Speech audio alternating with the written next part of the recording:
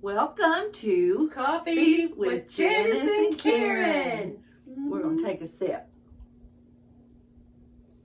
In a different spot. We are. Mm-hmm. Yes, we are. So Karen and I both have gotten some new spots for recording. And so this is just a little she shed that has been a work in progress. Yeah. And so it started out, it was going to be a craft shed. Yeah. And now it's more like a little office in our little recording spot. There you go.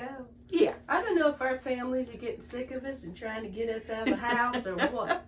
But they're sure doing a nice job. Yes, they sure are. We'll take it, won't we? We sure will. Mm-hmm. Well, we are on session 10. Yes. In the book of Job. Yes. And hang on, because better days are coming. Uh-huh. We're still going to talk a little bit today about Job's discourse. Yes. And we are in Job chapter 29. Yes. And we're going to read through 31. Yes. Mm-hmm. So let's just go ahead and get started, Karen. Okay. Well, in chapter 29, Job is remembering the good old days. Mm-hmm. And I kind of listed some of the things. And what he's trying to do, I think, is contrast his life now with his life he had. Mm-hmm. And so he remembers when God was blessing him. Yes. Two, when he had his children around him. Yes. And he talks about the abundance of cream and olive oil and the way he described that, how his like, everything was coated with it. How did he say that? My path was drenched with cream. In my Bible, that's what it says. He was at the gate of the city and had a seat in the public square. Yeah. When the young men saw him coming, they stepped aside. The old men rose. Yeah. And lots of respect. Everyone listened for his advice. Yes. And took it, apparently. Mm-hmm. So, big difference. Right. Than the way it is now. Janice, can you read verses 12 through 17? Sure. Because I delivered the poor that cried, and the fatherless, and him that had none to help me, the blessing of him that was ready to perish came upon me, and I caused the widow's heart to sing for joy. I put on righteousness, and it clothed me. My judgment was as a robe and a diadem. I was eyes to the blind, and feet was I to the lame.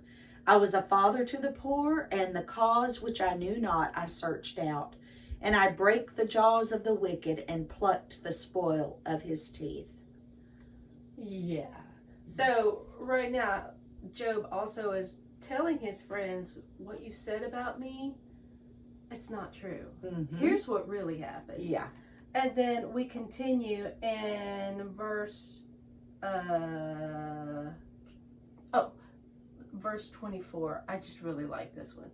It says, when I smiled at them, they scarcely believed it. The light of my face was precious to them. Mm-hmm. So, I mean, we're like, people would fangirl over Job. Yeah. You know, it's like, oh, there's Job. There's Job. Oh, yeah. Yeah, because he really was a nice guy. Yeah. I mean, more than nice. Yeah. He went above and beyond. Mm-hmm. Well, we were talking in a lesson way back, I remember, about, his friends were saying, well, you must not have done this. You must not have done that. You must not have fed the poor. Or blah, blah, blah. And he did do all those things. Yeah. Mm-hmm. Yeah. They accused him of everything that he's saying that he actually did the opposite of what they said. Yes. Yeah. Okay, so let's move on to chapter 30. Yeah. And Job continues to speak. And he's talking now, again, it's a contrast. And he's describing his abuse in this chapter. And I kind of condensed it a little bit. Verse 1, but now they mock me, men younger than I, whose fathers I would have disdained to put with my sheepdogs. Mm-hmm. He wasn't. Well, we continue. Verse 8, a base and nameless brood, they were driven out of the land, and now their sons mock me in their songs. I have become a byword among them. They detest me and keep their distance. They do not hesitate to spit in my face. Yeah. Mm-hmm. These are people that Job wouldn't have even put with his sheepdogs. Yeah. And now their sons are treating him like this. Yeah. Far cry from that respect they once had for Yes. him. Can you read verse 27? Yes. Of 30. Yes. My bowels boiled and rested not. The days of affliction prevented me. That's what it says. Because my bowels boiled. Yeah. I'm going to tell my kids that next time they get on my nerves. My bowels are just a boil. Oh, goodness. Well, I wasn't expecting it to say that. What does yours say? It says, the churning inside me never stops. Days of suffering confront me. Yes. But you know how that, when you're really going through it, it affects your digestion. It does. Oh, yes. Yeah. Yeah. Yeah. So anyway, well, that was fun. Verse 28. I go about blackened, but not by the sun. And 30. Yes. My skin grows black and peels. My body burns with fever. So he still talks about his suffering. It hasn't stopped. Right. Okay. So let's move to chapter 31, shall we? Yes, Okay. we shall. Okay. Can you read verses 1 through 4? Yeah. We'll see what those say. I've made a covenant with mine eyes. Why then should I think upon a maid? For what portion of God is there from above? And what inheritance of the Almighty from on high? Is not destruction to the wicked and a strange punishment to the workers of iniquity? Doth not he see my ways and count all my steps? So Yeah. he even went the extra mile, being faithful to his wife. Yes. And he knew that God knew all this. God Right. knew where he was. Right. It's just that he didn't feel like he knew where God was. You know, he said that before too. And how about verses 13 through 15? This is again a rebuttal. Yeah. Karen, how many times have we felt that way? Yeah. Like what we just said. Yeah. Just, where is God? I know you see me, but Yeah. how come you're not doing something right now for me? Yeah. So if you felt that way before, you're in good company. Yeah. Okay, so 13 Through 15. through 15. Mm-hmm. If I did despise the cause of my manservant or of my maidservant when they contended with me, what then shall I do when God riseth up? And when he visiteth, what shall I answer him? Did not he that made me in the womb make him? And did not one fashion us in the womb? So he was saying, I even treated my servants justly. Right. Because he considered them the same. Because God made them just like God made him. He was way ahead of his time. Yes, he was. Yeah. So no wonder Satan didn't like him. Yep. Yeah. How about 16 through 23? What's that say? Okay.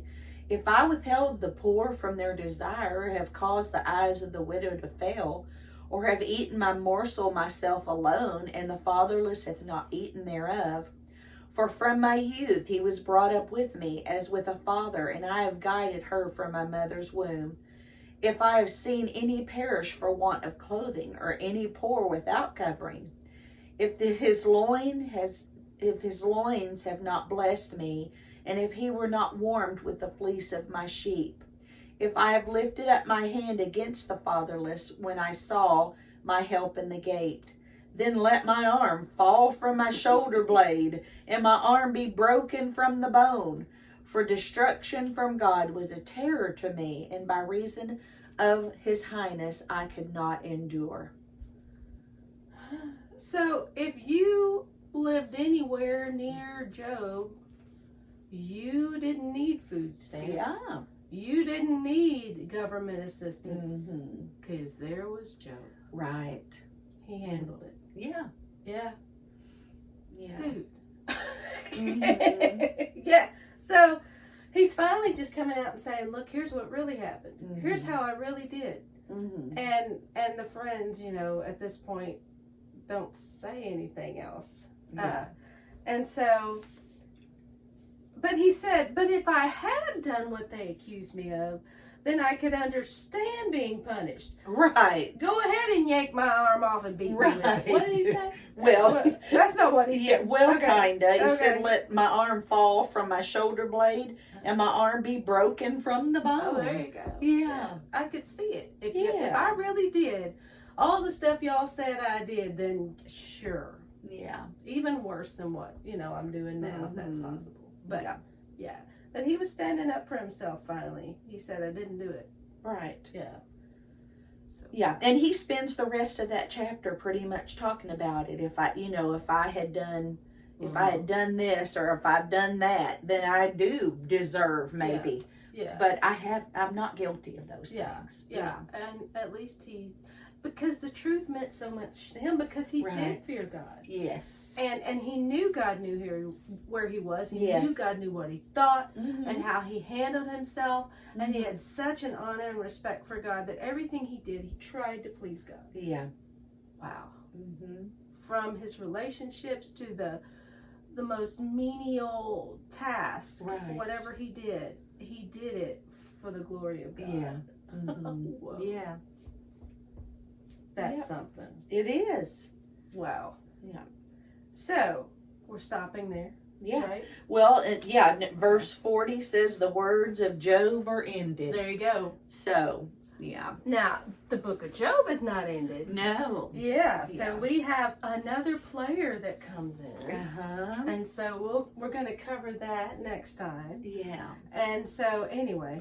Karen, we probably have, 2 more sessions, possibly? Possibly. 2 more sessions in Job. So, We'll see. if you've hung on this long, hang on just a little longer. Yeah, we're almost done. We're almost there. Mm-hmm. All right. Well, this has been Coffee with Janis and Karen.